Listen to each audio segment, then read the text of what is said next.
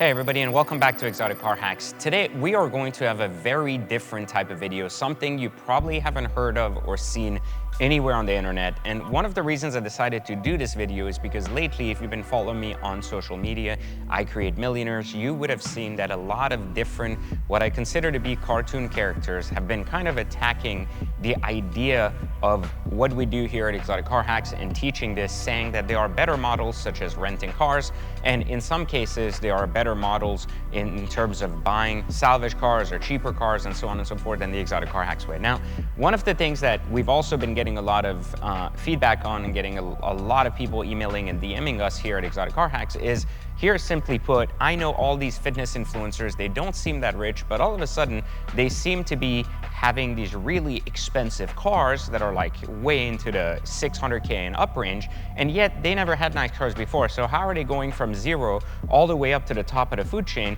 without actually going through the process? Like, how is that happening, and so on and so forth. So today, this is going to be a very informational video. This is going to be probably a good 30-minute video. It's going to break down for you some incredible key concepts that you may never have heard of on the internet. And one of the reasons I've decided to do this video is because you guys may know I have an extensive background in banking. I've grown now to a near $25 million car collection and a 9-figure net worth. Now, I've done this literally starting from being in a basement with a single mother, coming to France as refugees, and then eventually to America without a green card. So quite a lot has happened in my life, but this entire empire and everything I've done here, not just on the internet, but all my businesses and so on and so forth, have been built not overnight, but over the last 20 years. I literally started working at 14, and by 18 I was in banking, and 6 years later I had already started my own investment firm in cars, watches, and art. So a lot took place in my life, but from 14 to 42 is quite a long time. And so, if you account for now almost 25 years plus in the workforce and over 20 years as an entrepreneur, I've built quite an incredible amount of not just wealth, but a very, very specific type of wealth as it pertains to asset management, and finance. So today we're going to take a look at some of these things, like how are people who have never had cars buying such expensive cars, and even some of you may know them as scammers or people on the internet.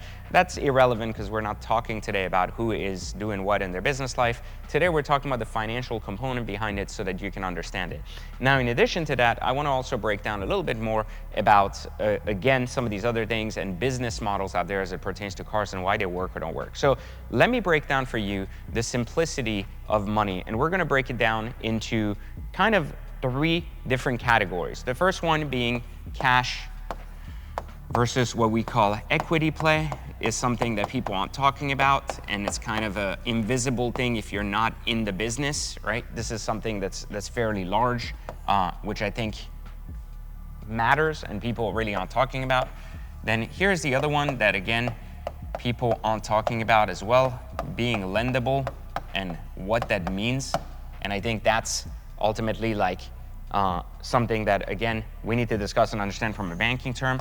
And then the last one, which is here, which is something that, again, the internet tends to forget quite easily, because I would say on the internet, most people have a lifespan of about 3 years. I've been on the internet for like now, I think 12 years, and I've sustained fairly good. So the last thing we're going to talk about is sustainability, if I can even spell it. So, I never graduated school. But anyways, so cash versus equity, being lendable, and sustainability. The 3 key concepts to what wealth basically gets created, like when you start from zero and have absolutely nothing to start with and start accumulating money. Now, there are different rates and various times you're going to accumulate money. So let's take a look at the very first one here, which is basically called cash versus equity play. And I want you to understand this, and so I'm going to break it down into cash and then equity. So these are 2 things that you have to understand in the world of finance that are very, very, very important in the world of finance. Something that you just have to understand, how people grow from zero to something. So as a normal human being, like as a normal person in society, 2 of the things that happen is you start to earn money, like regardless that it's a job or not, and you have basically your what you call expenditure,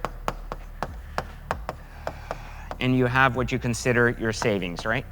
So most poor or very Unsustainable models talk about savings being the key to financial freedom.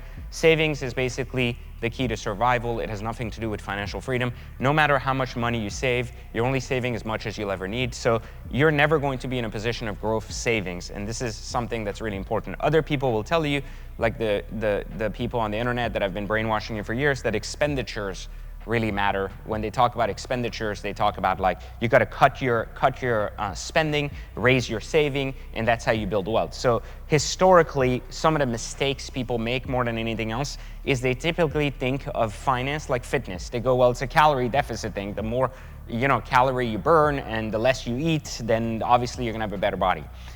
And they kind of look at finance the same way. They say, well, the less you spend and the more you save, well, the more money you're gonna have. So yes, in a regular context, that's very true. The less you spend and the more you save, the more money you're gonna have in your pocket, right? However, this strategy doesn't really lead you to wealth. And this is one of the reasons most people get stuck in this mode of thinking that wealth gets built over 60 years of work, putting a little bit of money aside so you can retire off of an income that barely allows you to survive, ultimately making your entire life survivalship. But then you go on the internet and you see these kids driving these super expensive cars and things, and you don't really understand how that's possible, that they haven't had 60 years of work to get to a place of having these things, and yet now you're still confused. So the whole argument about this is you just have to understand how media basically portrays this and why this matters. Now, the other part is, as a human, as you kind of evolve past this, you realize that wealth is built in asset management. And what that means is that as you earn money, the main point is not just to not spend money like they tell you, but instead invest money, right? I'm sure you've heard this from just about every influencer in the world. Why would you spend money on liabilities when you can invest in assets, right? This is the kind of the loss scenario that a lot of people talk about, but they don't really explain clearly. So let's understand what that means. Expenditures, right? Spending, perishable or investable. That's basically the two types of expenses you have as an adult. So expenditures are really simple. Like these are things like, well, food, you're going out, you're traveling, those are perishable. You're never gonna get that money back, right? Whatever you spend there, it's basically spent and the money's gone. Investable means things that could ultimately have some kind of equity play. And here's where what they're not talking about is the correlation between investment and equity. This is what a lot of people on the internet are not describing, because this is like kind of more intelligent level stuff that most people will kind of bypass over their head because they don't understand what that means, and instead they want a one tagliner that says, you don't want to spend as much, you want to invest your money. Oh my God, I gotta go invest. So let's break down here equity versus investment and why this matters. So when we talk about investment, the way we are geared to think, again, because of our stupidity in the media, is percent ROI.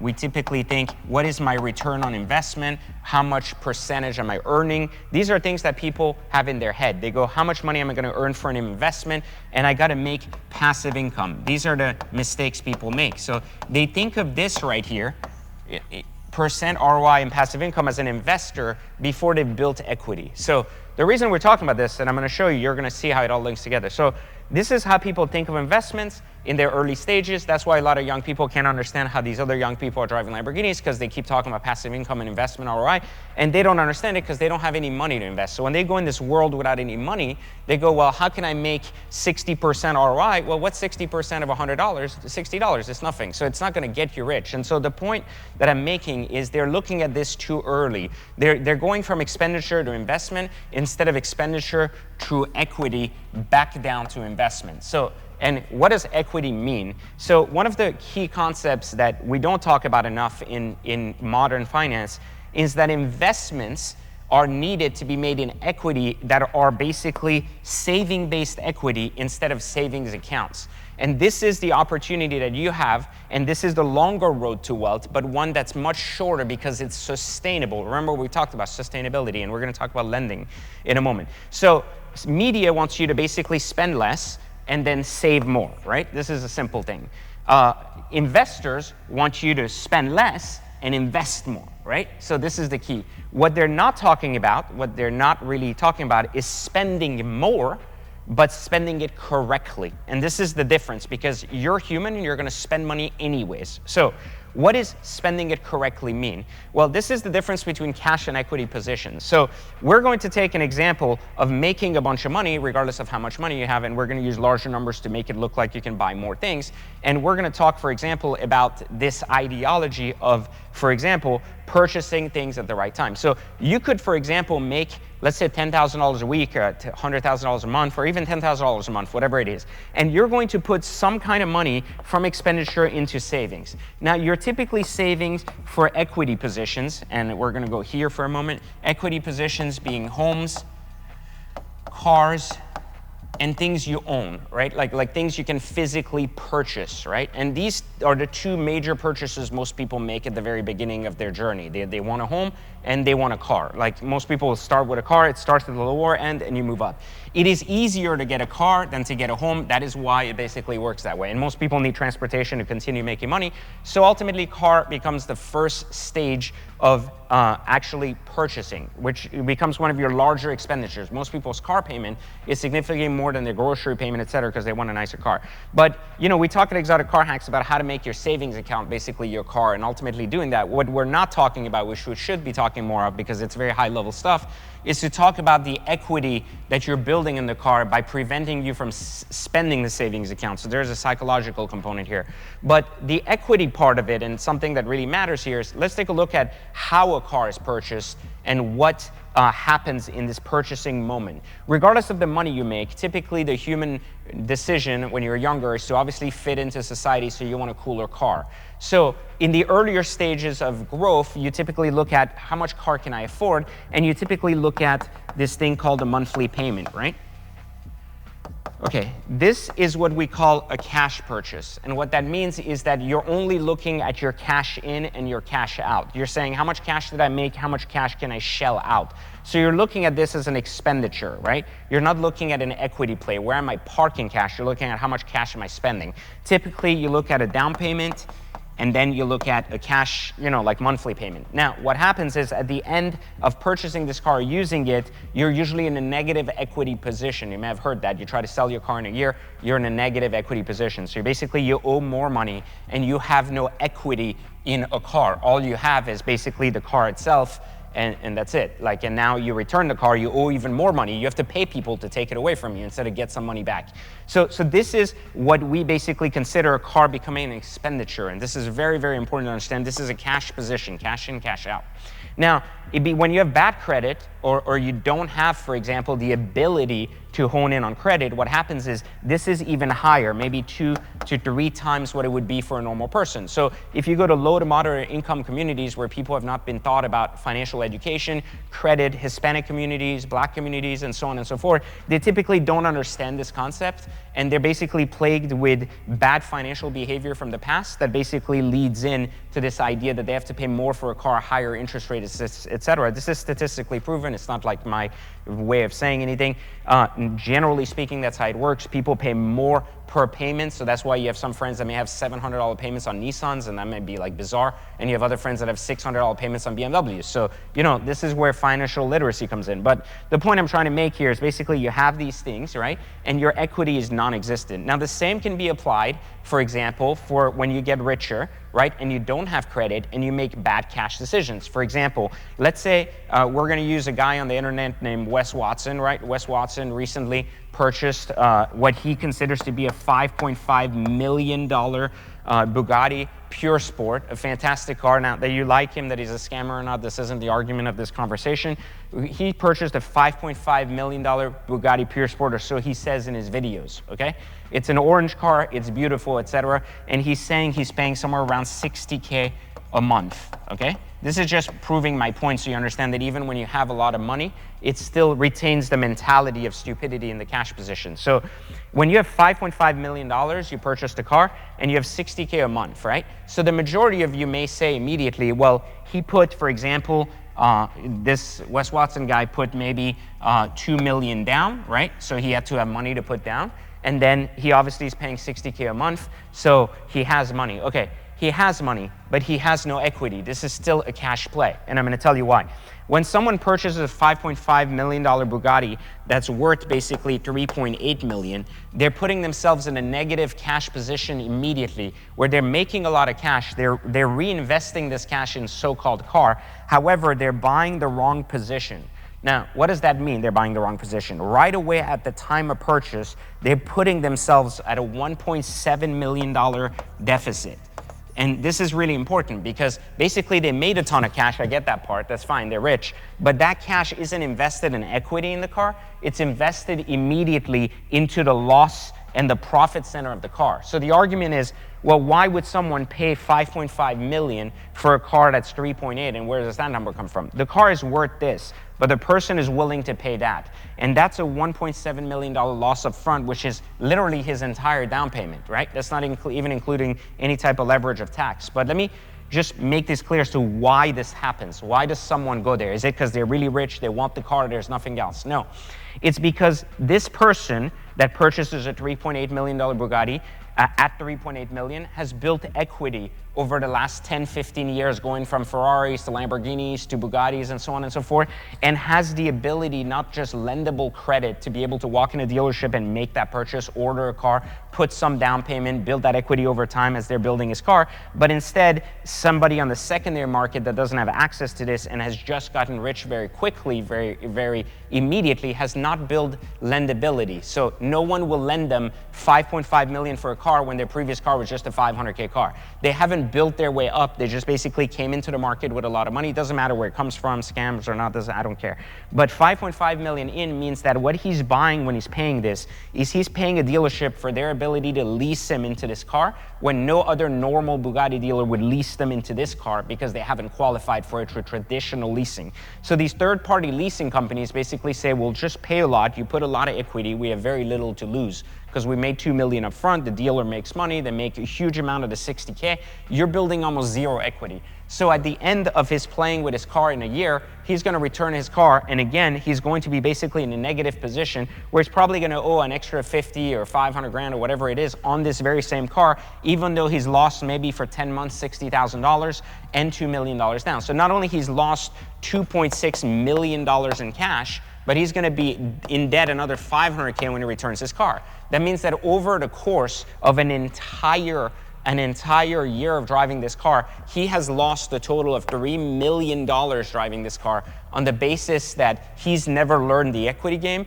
and he never was lendable, like we talked about earlier. And we're going to go to lending in a second. But take a look at this. Like basically you're buying your cash position. So when cash comes into the game, right, it goes into the profit center of a dealer because of your inability to basically be lendable. Now, here's where it gets more interesting. Now assume you're not Wes Watson. Now assume you're me, and I'm buying the very same car he's buying.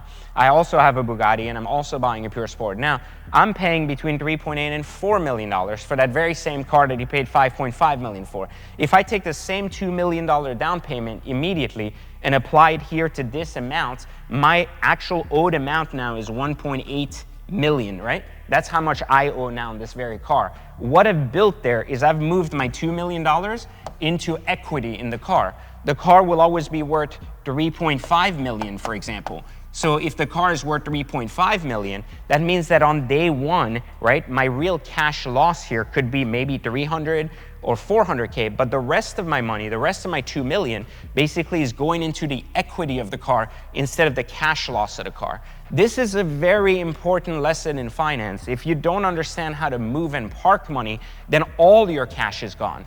And so this is a big problem because if I have, for example, like I currently have almost 39 cars, if I have all of these cars, right, and I have equity into them, meaning I have my cash position that I paid cash for my cars, I haven't financed them, but if I'm taking my cash position and I'm simply moving it to equity position, I'm preserving the cash. This is how real rich people that are sustainable think in the long term. They preserve cash. Doesn't mean they don't buy things. Only poor people think that rich people live with hoodies and, you know, don't actually buy stuff, don't buy Gucci, Louis. That's stupid. That's what the media wants you to believe. Reality is rich people buy and they actually park equity. And that's the most important aspect of this, is basically how can you park equity. So in this case, the same transaction leads to almost $1.7 million parked in equity versus $2 million to $3 million lost in cash, right? Now, this is really important because if you want to understand what that means, to lose $3 million net in cash, you have had to make $5 million in order, after taxes, to basically have $3 million lost in cash. This is a big deal, guys. That means when you talk about a $3 million net loss, you're talking about a $5 million loss in earned revenue or earned cash. So this is a really big deal. This $5.5 million car ends up costing a guy $5 million of work, and he still has no Bugatti at the end. He has nothing. He has nothing in his hand, and he's basically alone with nothing to hold. So this is where a cash position basically disappears, right? So this is how, if you look at someone that buys it correctly, puts in the right down payment, the same down payment, but buys it at the correct price structure because they're lendable, they basically are able to build equity instead of lose cash. So this is how we think, basically, of all things. This is just a car scenario, but the same thing can be applied to other things like homes and everything else. So how does a home play into this very same model? Let me just show you. So in real estate, something very simple that we look at, if you take a look at, for example, real estate equity, this is the same. You could go, like if you were that individual right now, you could technically go and buy yourself something really, really interesting, such as you could buy a $1 million home, for example, and you could finance it on normal terms, and you would pay somewhere, actually, let's use a bigger number, actually, to make it even more aligned to reality of fake Instagram ballers. So you could buy, for example, a $5 million home, and that would look pretty decent everywhere. It would be a really nice looking home. And a $5 million loan would require you to have roughly about $1 million down, which is about 20%. You would need to qualify for that, so you can't go from 0 to 5 million. You would have to work your way up as long as you get sustainable income, right? So you would have that. You'd have $1 million down in equity, right? So this is equity here, right? It's not cash loss. But check this out. So now your house, you basically have a $4 million debt. Now every month you pay between, let's say, around, actually with taxes, somewhere around $40,000.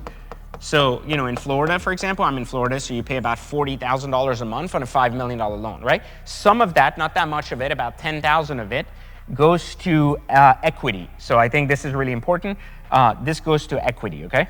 So you have this basic like opportunity where about 10,000 of your payment minus your taxes, etc., goes to equity. So after a year, you basically have 100K plus your down payment here. So you have $1.1 million, right? And your loan is basically up to date. So you owe roughly about 3.9 million on your home. Yeah, it's not sustainable to pay this home off till the end, but after a year, you basically have 1.1 million in equity, okay? Now, however, if you're on the internet, obviously a $5 million home isn't that exciting. Second point to this, it's not just not exciting, but you also have to consider that if you're on the internet and have not been lendable, meaning you did not work your way up, someone who drives a Bugatti is not going to go and rent like a they're not going to go even rent a $5 million home because that would be, insane. They have to look bigger. They have to look better. So what they're going to do instead, and they're not going to go take time, live in a $500K home, $1 million home, a $2 million home. They're going to say, well, you know why I got all this cash? So what I'm going to do is I'm going to go get the biggest house on Star Island, and that costs $100,000 in rent. And you have like 200K in security deposit, but $100,000 in rent, and I'm going to live in it for 1 year because I'm going to create cool content on the internet. That means that, again, look at the same position. I'm 1.1 million in equity that I can reuse later for my next home when I go to $10 million home. He's 1.2 million in cash loss because you don't get any equity in your rent, right? Like, so basically you're paying someone else's equity, while right here for yourself, you're like, oh yeah, like I'm looking big on the internet, but you got $1.2 million of cash money that's basically gone, versus I have $1.1 million in equity. I just don't look as cool because you just rented a $10, $15 million house, and I live in a $5 million house. So it doesn't look as cool, but this is sustainable.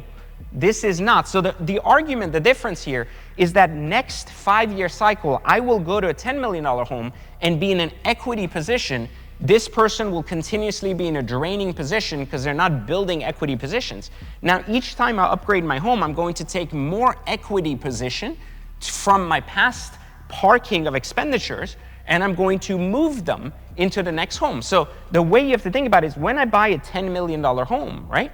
I don't need to put an extra like 2 to 3 million down because I already have the million built into this home. The value has increased in this home, which is an equity plus of real estate. So let's say by the time I sell my home at $6 million, I have 2.2 million down, right? That's now 10%. Remember, 2.2 million is 20% of 10 million. So now my down payment was created here. So my $10 million house basically has 20% down, no problem, because I built in equity in my previous home and I had equity from my expenditure. So now I have my cash equity and the equity from my home. I have $2 million and I go in with zero extra cash out of pocket. Every year he lives there, he loses $1.2 million. Every house he rents after cannot be smaller. If you're on the internet, you can't just go, I downgraded my house, I bought an apartment with a 2-car garage, and now I'm going to park my $6 million car there. You can't do that. This is why this cash model is not sustainable, because it doesn't make you lendable. And so now let's talk about the second piece of this. Now that we understand cash versus equity, let's go into being lendable. So being lendable really matters. And this is the part that most people will kind of skip over because it's not fun, right? So when you're getting rich over 20 years like me, you become lendable, meaning you start with a W-2 job, you go into entrepreneurship, you build a company, 5 years later it's profitable, 10 years later it's making a lot of money, and so on and so forth. You are lendable because you have what we consider to be an escalation in income and into sustainability, right?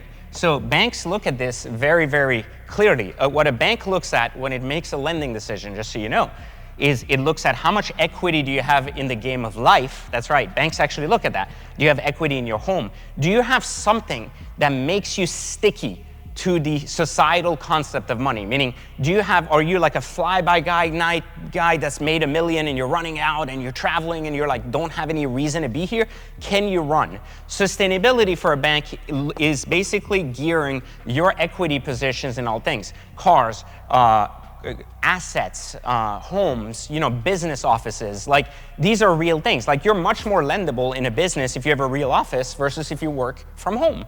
Like, these are things that they basically look at, Even if you're leasing or renting a space for your business and are upgrading to purchasing a space, a bank looks at that and goes, that's a very good sign. They're expanding. Now they want equity. They're going from cash to equity. This is good. They would then look and say, or do you own your home? Well, if you do, here's a plus. This person is reliable. They've made their home payment. Their business is reliable. Their income is sustainable over time, over the years, so we can lend them, right? And this is the same thing they look at, sustainability in growth. So a bank will look, for example, on a car loan at 40K, 100K, 200K, then 350, then 600, and then $1 million plus. So if you've gone through these 3 stages, a bank will look at these different tiers and keep upgrading you. Hey, guy went from a BMW, he went to an R8, he went to a Huracan, he went to an Aventador, he suddenly decided to buy an SVJ, and now he's buying a Bugatti, right? Or a Senna or something. So this sustainability is what a bank looks at to make a good decision on, do you have equity? Have you built equity with these deals? Are you negative? What is your cash position? And are you able to sustain the growth that you're going through with not just making a larger payment, but also putting larger down payments, right? It's looking at that. And that's what credit history basically is how much equity have you built over the years? What have you invested and what have you not? And the investment doesn't talk about an ROI. It talks about basically your capacity for parking cash and evolving. So it looks at this, and ultimately it gives you a credit score and a sustainability score. It looks at your cash based on your bank account balances. It looks at your credit score based on how you make your payments, if you make them on time, and so on and so forth. The point that I'm trying to make here is being lendable is a very, very large part of the equation. So let's take a moment and talk about that next specifically, because I think it's very important to talk about lending. So lending can exist in a couple of ways, and when you understand this, it's going to blow your mind as to why some people have much more than they claim to have and why this works or doesn't work. So lending is basically an institution saying, hey, on good faith and based on our records, then we are going to lend you money. So I just showed you how cars work. Homes work the same way. You first buy based on your income, your other debt, and it says you can afford up to 38% of this payment. So basically, the 38% of your debt to income ratio can be applied to a mortgage. So they basically look at that and they front load everything they can to say, hey, this person can afford this home, and based on your income that you can prove, because lending for a home is a lot more specific than lending for a car because of the ease of moving a car versus the kind of equity position homes take. So lending becomes one of these things where if you've built year-over-year growth, you're doing really well, and the bank is going to reward you for that and give you more money and more cash access because your business is doing better longer, and so on and so forth. Lending does not come in play when your business was making zero money last year, and now your e-com store suddenly is making $200 million and you're netting $2 million. It doesn't care for that because it doesn't look at that as a sustainable model. It just says you figured out how to make cash, you haven't figured out how to create income and revenue. Those are two different things. So it doesn't look at that as a track record, and it won't lend on it. Now, there are conventional loans, conventional being that where you have to prove usually 2 to 3 years of income, and they take the average of those incomes. So if you're a fly-by-guy night, like some of these guys on the internet, and you've never made money 2 years ago, now you're suddenly rich, well, you don't have that. So these kind of loans don't apply to you. Then you have what they call statement loans. Statement loans are basically opportunities where someone says, hey, I'm not filing tax returns because these are based off of W-2s, 1099s, and taxes.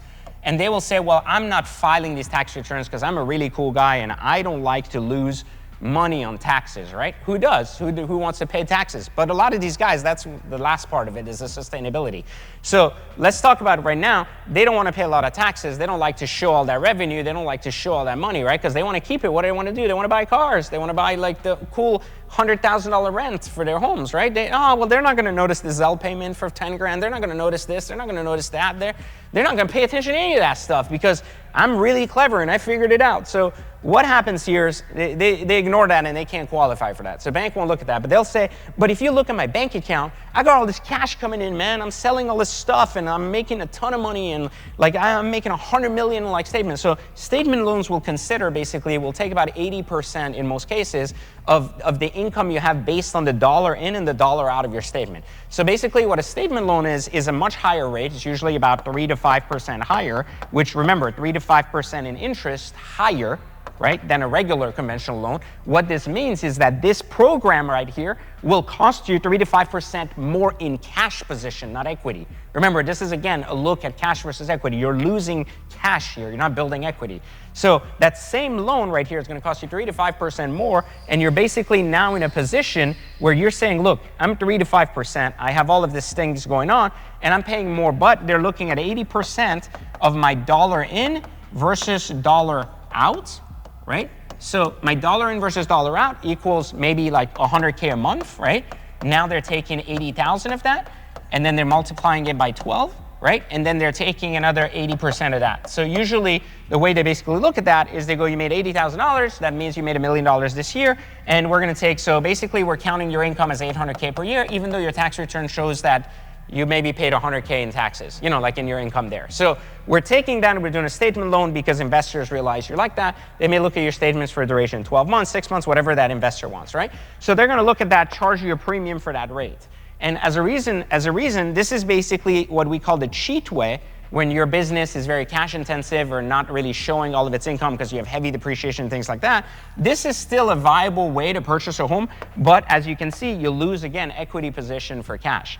Now, in the world of cars, you deal with the very same thing. You have conventional loans where you go to your bank and say, I want to borrow money and I want to buy this car. You also have these things called leases, right? And most people, when they hear leases, they think, well, if I lease a car, I have a tax write-off. And they also think leases mean I can return the car. That isn't true. So there are two types of leases. There's open and there's closed leases. So open leases means that you basically pay in a lease format, so you mitigate the tax payment on the car itself, and it's much easier to get approved because you have a much, much larger down payment, okay? But it's easier to get approved because the car is in an equity position for the lender, and they usually put and end up putting a tracker in the car in case you run so they can get their car back. A closed lease is basically similar to what you do when you buy a Lexus brand new and you say it's $399 a month, 5K down, and after 36 months, what do? I return the car, I have a $500 disposition fee, and boom, my car's gone. I don't have to worry about anything, it's under warranty, blah, blah, blah. Those are the closed leases that are the normal concepts of like, it is equally hard to get approved for a lease as it is for a conventional loan. The only difference is the payment is lower, so more people qualify. That's why leases are more popular than car payments. You get more car for the money, for less money a month. Remember, but you're building, again, this is the part you have to understand, you're building zero equity. This is like renting a car short term, right?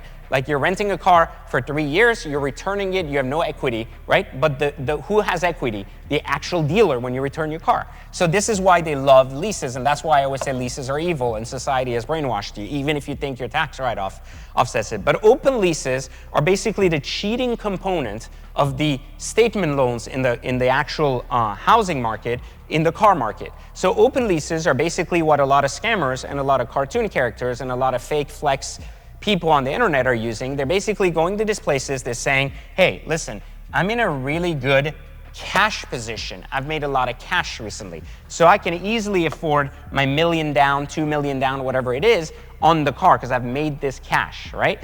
When I've made this cash, I can move the money easily into this specific like fund here where I'm buying this car. But remember what we just looked at, the Wes Watson Bugatti. We talked about like basically losing 1.7 million in equity right away for the basis that it doesn't make sense, right? So because you're overpaying for a car because of that. So what people use in the car space, so you understand with leases, when they're open, and this is the core focus here of the fake flex or whatever it is on the internet, take a look here. So when you have a down payment and a lease like this, people and dealerships that sell this realize that this is what they call subprime tier credit.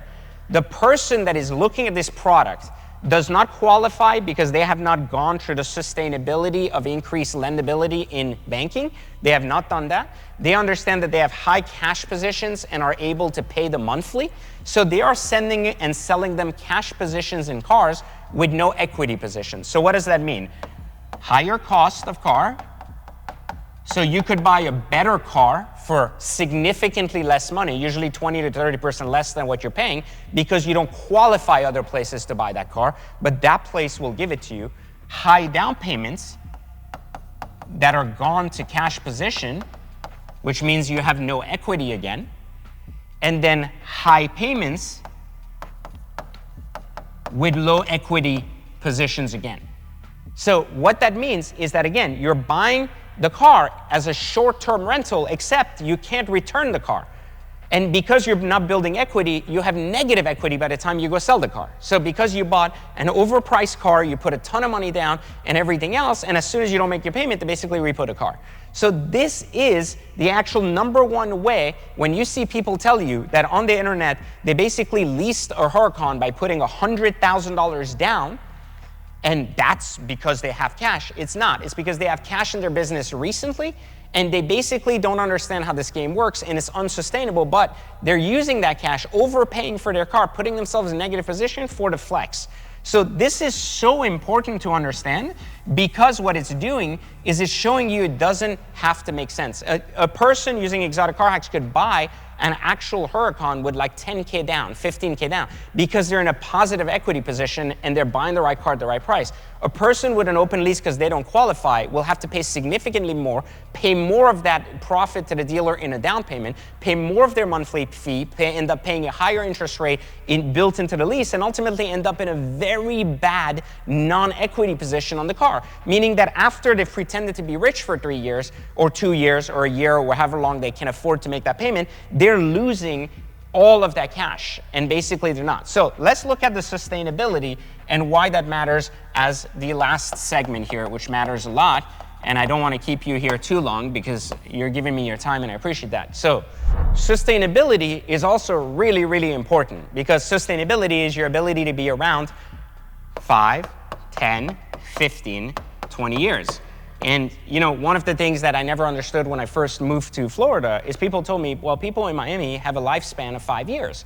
So in my head, I'm like, what does that mean? Are they doing like, are they having sex without condoms? Are they gonna die in 5 years? You know, I don't understand what that means, right? I'm like, are they all mafia? No, what that really meant is they have a financial lifespan that basically goes 5 to 10 years, and that's it, or 0 to 5 years.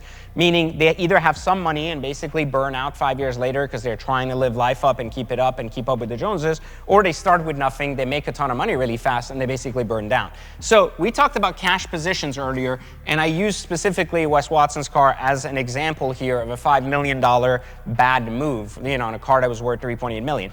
And I told you that his $3 million in loss position in 1 year, in one freaking year, is literally the same as making $5 million in income minus tax, which equals $3 million, right? Now, this is just the car. And to be fair, let's say he also has rent, right? If you have rent at, let's say, 1.2 million for one house, and let's say, we'll use his words, this is on his own YouTube or his own Instagram where he talks about how much he pays for one house versus another. I don't know about the houses and if they're worth that or not, but these are rents, so it doesn't matter. This is 2 million, right, for rent a month. And so what does that, I'm sorry, this is 2 million a year in rent. So what that means is 2 million, if you add what it would be that if you consider that, it'll be about, maybe the 2 million should be here, so it'll be about 3 million total here, to be fair. And then minus tax, it'll leave you roughly with about 2 million. So that means that about 5 million before he even eats food, goes to a fancy restaurant or anything, right? 5 million right there in net spending. That's like about 400K a month, and roughly about 8 million right here, basically for just lodging and cars, right? Now, this is a serious amount, guys. Like, it takes a lot of business acumen to be able to generate this kind of net profitability, not including your foods or anything else, pre-tax every year for the next 10 years, right?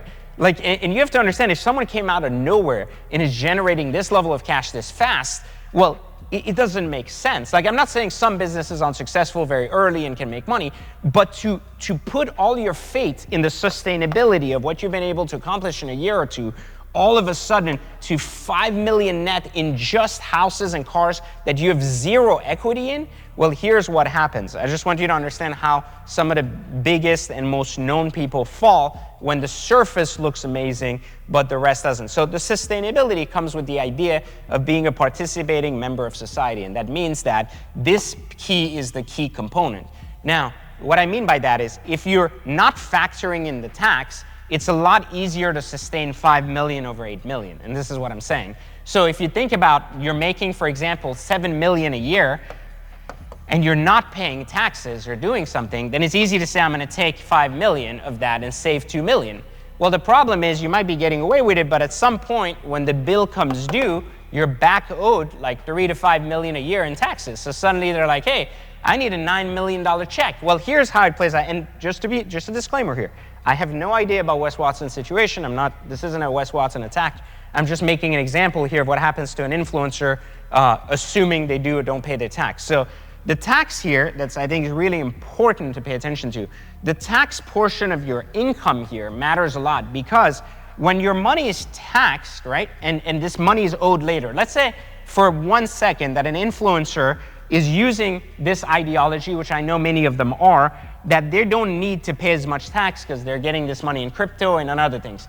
They're not paying or putting away their tax, and their investable dollars, I just want to make a point here, their investable dollars here is not building equity. Their expenditure is to the roof. Their savings is down, and their expenditure is not going to equity. So what that means, just to understand here, is that when that bill comes due, and let's say for 3 years you got away with it, and you suddenly owe $6 million, right, in back owed taxes, you don't have $6 million parked in anything. He can't sell Bugattis and house rentals to pay that. And that's how you collapse. You see, let's say, for example, I have, which I wouldn't have at this stage, but let's say, for example, I have a $300,000 overnight emergency. And let's say, for example, that I'm just the worst planner in the world, and I bought all my cars and I have no money in my bank account. Let's just assume the worst possible, okay? I have a 300K emergency. I have 24.5 million in cars cash that have that in value equity. I can bring that down 500K and free up 300K, and I no longer have an emergency. When you don't build equity, you don't have the ability to reuse money. So the money you used has gone and is perishable. So one of the things you have to understand in the whole concept here of this financial explanation of how money works is that this is what you need to understand if you want to get really rich, if you want to understand the difference between cash and equity position. And it's this word, sustainability. You are not building money and wealth to impress your friends. You're building money and wealth to create sustainability in your life. When you create and get cash positions very heavily and immediately go and overspend, you're positioning yourself very, very poorly in a position that can't be sustainable, because there are circumstantial changes. No business goes on the up and up for 15, 20 years. No single person is able to sustain a business for that long without ever having downturns or cash out positions. Even Elon Musk, Bezos, will talk about times where their businesses were near crumbling because they were in negative equity position because of shareholder interest. And this is very deep into like billion-dollar companies, but let's look even at normal companies. You have a cash crunch, a machine breaks, something you're doing. Oh, well, listen, I'm in the course business too. I sell courses. A lot of these guys are like, well, I'm selling air and we're selling courses.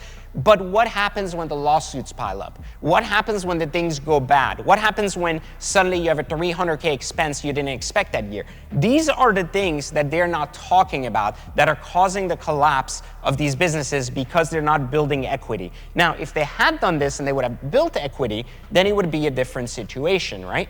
And so what I'm trying to tell you is that if you want to get rich in this world, you have to focus on the core aspect of cash not being the determining factor of how you spend, but equity being the key determining factor of how you grow. And if you can learn that, I guarantee you, you will be in a position 10 years from now to enjoy the same things these people are enjoying today, but in a sustainable way, where no one is coming to take it away from you. And this has been a financial presentation for Exotic Car Hacks. So if you like more content like this, I've tried to do a longer format here for you, very detailed, very explanatory. It might go over a lot of young people's head, it may not. Hopefully you guys learned something new. Leave me a comment. Do you like this type of content? Do you want to see me breaking down super complex systems like this for you guys in finance? Do you want to learn more of this on the Exotic Car Hacks channel? I'd love to know your thoughts. Put it in the comments. Make sure you like, subscribe, turn on notifications. And again, make sure you click the link below and join Exotic Car Hacks, because it's the entire model here being put in for the car side of things. And we have the same thing for watches at Watch Trading Academy, but the point here is this is what it looks like when you learn to turn luxuries into real assets and not fall victim to cash plays. I'll catch you guys next time for Exotic Car Hacks.